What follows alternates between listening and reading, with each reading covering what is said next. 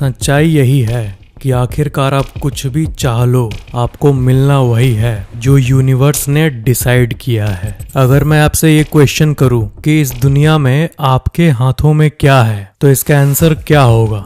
किसी एग्जाम में आप कितना भी पढ़ लो, मार्क्स उतने ही आने हैं जितना आना होगा, जितना इस यूनिवर्स को मंजूर होगा। कई ऐसे स्टूडेंट्स हैं जो आपसे कम पढ़ते हैं लेकिन मार्क्स आपके डबल आते हैं, और कई ऐसे स्टूडेंट्स भी हैं जो कि आपसे डबल पढ़ते हैं और उम्मीद करते हैं कि उनका मार्क्स आपसे ज्यादा आएगा, लेकिन आपका मार्क्स ज्यादा आता है। अगर आप किसी जॉब इंटरव्यू देने जा रहे हो तो जॉब होना है या नहीं, ये आपके ट्राई पर निर्भर करता है, लेकिन आखिरकार होना वही है जो कि इस ब्रह्मांड को मंजूर होगा। हम चाहे कुछ भी चाहे अपनी जिंदगी में, वो मिलेगा या नहीं मिलेगा ये हमारे हाथों में नहीं है और ना कभी हो सकता है। कंट्रोल एक बहुत बड़ा इल्यूजन है। एक बहुत ही वियर्ड बात कह रहा हूँ, इसको लिटरली मत लेना, आपको शायद डिस्टर्बिंग लग सकता है ये, लेकिन इसके बारे में आप डीप थिंक कर सकते हो, और वो ये है। एक माँ है जो अपने बच्चे को बहुत प्यार से बड़ा की, इतने साल हर सेकंड उसका केयर की, वो बच्चा बड़ा होकर 15 साल का हो जाता है और एक बार स्कूल में अपने दोस्तों के साथ ट्रिप पे जाता है। रास्ते में उसकी बस पलट जाती है और वो बच्चा मर जाता है। तो इस सिचुएशन में आखिर लाइफ ने उस माँ को क्या वैल्यू प्रोवाइड की? 15 साल की मेहनत सिर्फ 10 सेकंड में खत्म हो गई।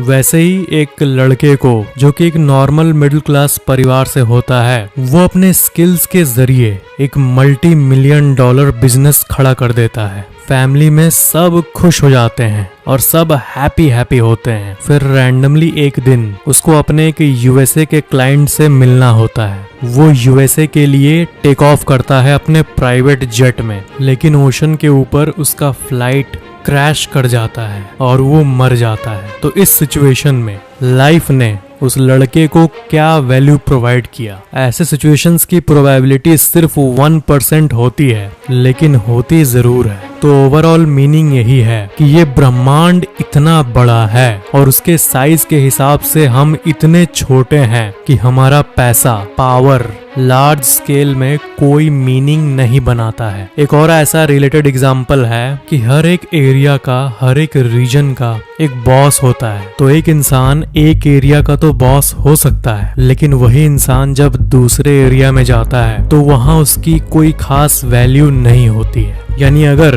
किसी को इस दुनिया के एक्चुअल साइज के बारे में पता है तो वो समझ जाएगा कि उसकी कोई औकात नहीं है इस ब्रह्मांड में। छोटे एरिया में कोई बाहुबली हो सकता है, पर पूरे विश्व का बाहुबली जो है वो तो वही है जिसने इस दुनिया को बनाया है। अगर कोई क्रिएटर है हमारे यूनिवर्स का, तो ऑल पावरफुल सिर्फ और सिर्फ वही है। इतने करोड़पति लोग, अरबपति लोग मंदिरों में 100 किलो सोना चढ़ाते हैं इंडिया के साउथ में, अपने विश्वास के चलते कि उनसे भी पावरफुल कोई है। भले ही वो इस सिटी के या फिर इंडिया के सो कॉल्ड मिलियनेयर या फिर बिलियनेयर हो सकते हैं, लेकिन गॉड के सामने वो एक निलियनेयर है, यानी नथिंग।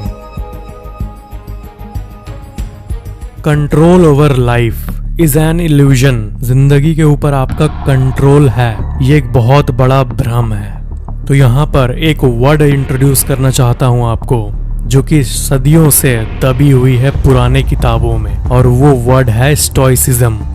स्टोइसिज्म एक कंसेप्ट है जो कि अगर आपने अपना लिया तो आप कभी जिंदगी से हार नहीं पाओगे, जिंदगी कभी आपको हरा नहीं पाएगी। और ये आज का कॉन्सेप्ट नहीं बल्कि 1000 साल पुराना कॉन्सेप्ट है जो कि आज भी रेलेवेंट है। एक कोट है कि we suffer more in our imagination than in reality. 300 BC में मिडिल ईस्ट में सिप्रस नामक एक शहर था। उसमें एक बहुत ही इंटेलिजेंट और वेल्दी ट्रेडर, एक बिजनेसमैन था जिसका नाम था जीनो।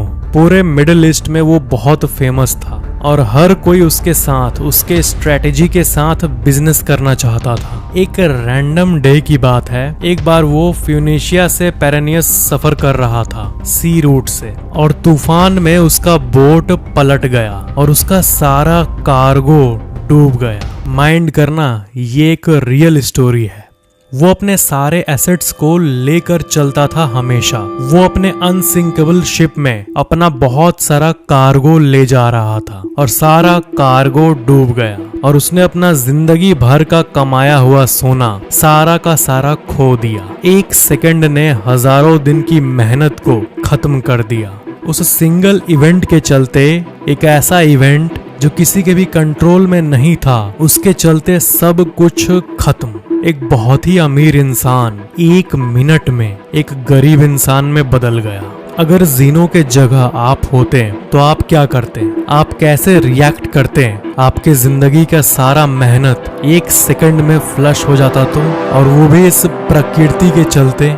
99.99% लोग इस सिचुएशन में लाइफ को कोसेंगे और गाली देंगे, लेकिन जीनो, जिनको कि फादर ऑफ स्टोइसिज्म कहा जाता है, उसके लिए ये हैंडल करना कोई बड़ी बात नहीं थी। जीनो को फादर ऑफ स्टोइसिज्म इसलिए कहा जाता है क्योंकि उन्होंने दुनिया को ये सिखाया था कि ऑल्दो हमारे जीवन में क्या हो रहा है और क्या हो सकता है, इसका ज्यादा कंट्रोल नहीं है हमारे पास, लेकिन कोई भी घटना होने के बाद वो हमें कैसे अफेक्ट करती है, असर कैसे डालती है, कहीं ना कहीं ये हमारे हाथों में होता है। और इसी पावर को हमें फुल पोटेंशियल पे यूज करना चाहिए। जीनो के साथ जब ये हुआ तब वो पूरी तरह से काम था।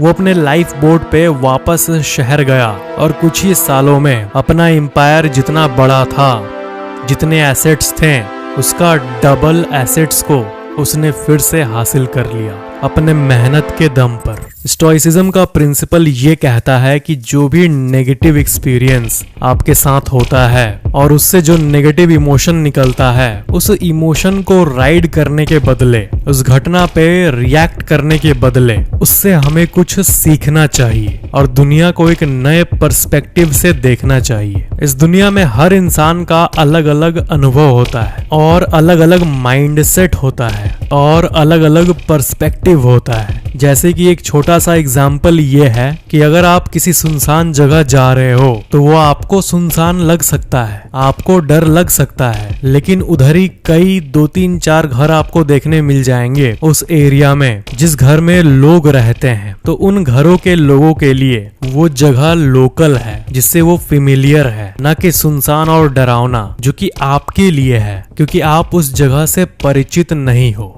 वो प्लेस तो एक ही है, लेकिन इंसान के दिमाग के अंदर अलग अलग इंफॉर्मेशन होने के चलते, अलग अलग पर्सपेक्टिव होने के चलते अलग अलग अनुभव होते हैं।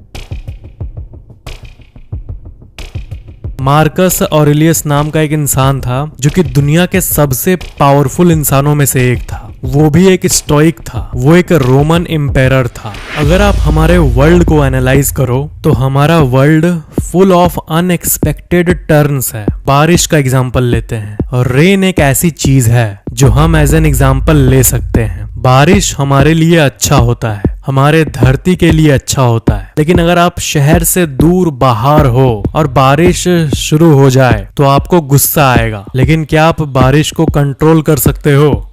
किसी भी हाल में नहीं। बारिश किसी के भी हाथ में नहीं है। बारिश अनअवॉइडेबल है, उसे हम चाह कर भी नहीं रोक सकते। आप रेन से नहीं जीत सकते। बारिश भले ही आती है लेकिन वो बरस कर चली जाती है। तो स्टोइसिज्म का प्रिंसिपल यही कहता है कि आपको हमेशा वर्स्ट को सोच कर चलना चाहिए। Everything bad that can happen may happen, ऐसा मान कर चलना चाहिए। किसी भी सिचुएशन के वर्स्ट आउटकम को पिक्चर करो और वो हो सकता है, ये मान के जियो। इससे क्या होगा कि अगर वो नेगेटिव चीज नहीं होगी तो आपको छोटी छोटी चीजों से खुशी होने लगेगी। फॉर एग्जाम्पल, अगर आप गाड़ी चला रहे हो और आप कॉन्शियस रहोगे कि आज मेरा एक्सीडेंट हो सकता है, ये वर्स्ट पिक्चर लेके चलोगे तो आप हमेशा कॉन्शियस रहोगे कि मुझे अच्छे से कॉन्शियसली चलाना होगा, नहीं तो दुर्घटना 1 सेकंड दूर है। एवरीथिंग बैड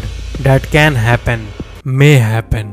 स्टोइसिज्म जो प्रैक्टिस करते हैं वो मानते हैं कि चाहे लाइफ में कुछ भी हो जाए वो सरवाइव कर लेंगे। आजकल की दुनिया की सच्चाई यही है कि ज्यादातर लोगों को अनरियलिस्टिक एक्सपेक्टेशंस होते हैं बहुत सी चीजों में, और इसलिए वो लाइफ के एंड तक अनसेटिस्फाइड होते हैं। स्टोइसिज्म ये कहता है कि हर इंसान के अंदर एक खालीपन होता है और वो उस खालीपन को बाहरी चीजों से भरने की कोशिश करता है। मतलब आप अपनी हैप्पीनेस की चाबी बाहरी चीजों को देने लगते हो। ऐसी चीजों पे आप अपनी खुशी के लिए डिपेंडेंट हो जाते हो जो हमेशा उल्टा जा सकती है। रिलेशनशिप्स टूट ही सकते हैं, गाड़ी खराब हो ही सकती है, सुनामी पूरे शहर को डुबा ही सकती है। एक इंट्रिंसिक वैल्यू नामक एक चीज होती है, यानी ऐसी चीजें जो एक्चुअल में वैल्यूएबल है। जैसे आपके परिवार का हर एक सदस्य, आपकी माँ, आपके पिताजी, सबका एक इंट्रिंसिक वैल्यू है आपके लाइफ में। बट वो कार या फैंसी बाइक जो आपके पास है उसका एक्सटर्नल वैल्यू है। तो इंट्रिंसिक वैल्यू वाली चीजों पर आपको फोकस करना चाहिए। सच्चाई यही है कि आखिरकार आप कुछ भी चाह लो, आपको मिलने वही वाला है जो यूनिवर्स ने डिसाइड किया है। ज्यादातर चीजें जो हमारे साथ होती है उस पे हमारा कोई कंट्रोल नहीं होता। स्टोइक्स प्रिंसिपल ये कहता है कि आपको आउटकम से अपने सक्सेस को जज नहीं करना चाहिए, बल्कि आपके कंट्रोल में जो है वो अगर आपने सही से किया है तो आपको उसको मानना चाहिए। जैसे एग्जाम में आखिरकार मार्क्स कितने आने हैं वो सिर्फ भगवान को पता है। मार्क्स कम आए तो इससे आप अपने आप को जज ना करो, जज इससे करो कि क्या आपने फुल एफर्ट डाला था प्रिपरेशन में। अगर आपने फुल एफर्ट डाला था तो फिर आपके कंट्रोल में जो है, जो कि इस केस में है प्रिपरेशन, उसको आपने पूरे अच्छे तरीके से किया है, तो इसी को सोचकर आपको कंटेंट रहना चाहिए। क्योंकि सच्चाई यही है कि अगर आप मेहनत करते रहे तो गोल एक न एक दिन पूरा होगा ही। इसलिए आपके हाथों में जो है उसको आपको फुल पोटेंशियल में यूज करना चाहिए। जिंदगी का गोल है हैप्पी और फुलफिल्ड लाइफ जीना, और स्टोइसिज्म हमें यही टीच करता है। Expect the worst and get the dopamine rush when the bad does not happen. Gate happy with the small things. अगर आप कल सुबह जगते भी हो तो आपको अपने आप को लकी मानना चाहिए, क्योंकि दुनिया में कई लोग ऐसे हैं जो जगह ही नहीं। फॉर एग्जाम्पल, इजराइल में कई लोग बिना वजह के जान गंवाए हैं, और इधर इंडिया में आप शांति से हो, सेफ हो। इस बात को आपको वैल्यू करना चाहिए। सिर्फ इसी बात के लिए आपको लकी फील करना चाहिए। आप अभी तक सरवाइव किए हो, आप जिंदा हो, दैट्स अमेजिंग।